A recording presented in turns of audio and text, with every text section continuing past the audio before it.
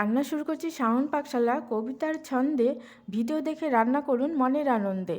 নমস্কার বন্ধুরা, শাওন পাকশালাতে সবাইকে স্বাগত জানাই। আজকে আবার রান্নার একটা নতুন রেসিপি নিয়ে এসেছি।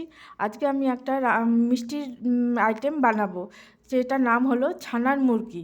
তার জন্য আপনারা ছানা নিয়ে এসে গোল গোল করেও বল বানিয়ে নিতে পারেন।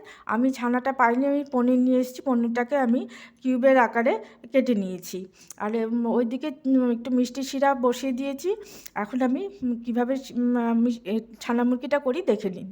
চিনি শিরাটা করতে বসিয়ে দিয়েছিলাম। চিনি শিরাটা প্রায় হয়ে এসছে। এখন আমি এর মধ্যে দিয়ে দেবো পনিরের কিউবগুলো। আপনারা যদি ছানা এনে বলের মতো করেন, তাহলে সেই ছানা বলগুলো যখন চিনি শিরাটা ফুটে যাবে তখন এর মধ্যে আপনারা দিয়ে দেবেন। এটা খুব চটজলদি হয়ে যায় আর খেতেও অসাধারণ লাগে। দেখলে নিতে বেশি কিছু ইনগ্রিডিয়েন্টস লাগে না, কিন্তু খেতে অসাধারণ লাগে। আমি এখন এটা সমস্ত পনিরগুলোকে এর মধ্যে দিয়ে দেবো। আমার ছানা দেখুন, এই শিরাটা একদম সুতোর মতো পড়ছে। এখন শিরাটা হয়ে গেছে, পনিরের সাথে ভালো মতো মিশে গেছে। আমার রান্নাটাও কমপ্লিট। এটা খেতে অসাধারণ লাগে। আপনারা একবার হলেও এটা করে খাবেন। খেয়ে ভালো লাগলে আমার চ্যানেলটিকে সাবস্ক্রাইব করবেন, লাইক করবেন, শেয়ার করবেন এবং কমেন্ট করে আমার পাশে থাকবেন।